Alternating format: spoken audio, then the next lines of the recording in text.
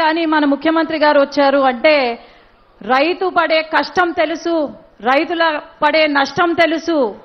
ఒక రాయలసీమ రైతు బిడ్డగా ఈ రోజు రైతులను ఆదుకుంటూ రాష్ట్రాన్ని ముందుకు తీసుకెళ్తున్నారు మన చంద్రబాబు నాయుడు గారు.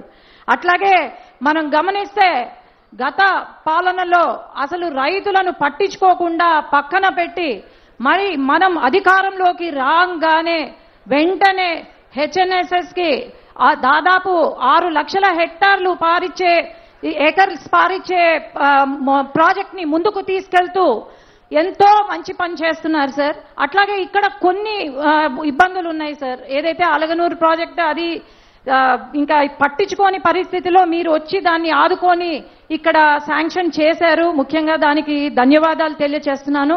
అట్లాగే ఇక్కడ కొన్ని ట్రాన్స్ఫార్మర్స్ బిగించకుండా ఉన్నారు సార్ కొన్ని లిఫ్ట్ ఇరిగేషన్స్ కి. అది కూడా ఇమ్మీడియట్ గా పెట్టించాలి. ఎందుకంటే రైతులు ఓన్లీ రెయిన్ ఫెడ్ వర్షపాతానికి ఆధారపడి ఉన్నారు సార్ ఇక్కడ.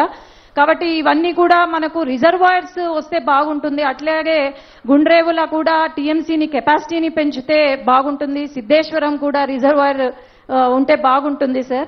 అట్లాగే పల్లెలో మేము వెళ్తూ ఉన్నాము, డోర్ టు డోర్ చేస్తున్నప్పుడు ఎంతో సంతోషంగా ఉన్నారు. వైసీపీ నాయకులు ఏదో మాట్లాడుతున్నారు కానీ ఇక్కడ ప్రతి ఒక్కరూ నందికొట్కూరు నియోజకవర్గమే కాదు నంద్యాల పార్లమెంట్ లో ప్రతి ఒక్కరూ చాలా సంతోషంగా ఉన్నారు.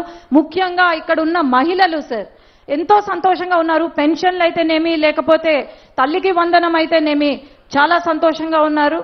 ఇట్లాగే ప్రతిసారి మేము ముందు ఉండి మళ్ళీ తెలుగుదేశం పార్టీ ఎప్పటికీ ఇక్కడ జెండా ఎగరవేయాలని కోరుకుంటూ అందరికీ ధన్యవాదాలు.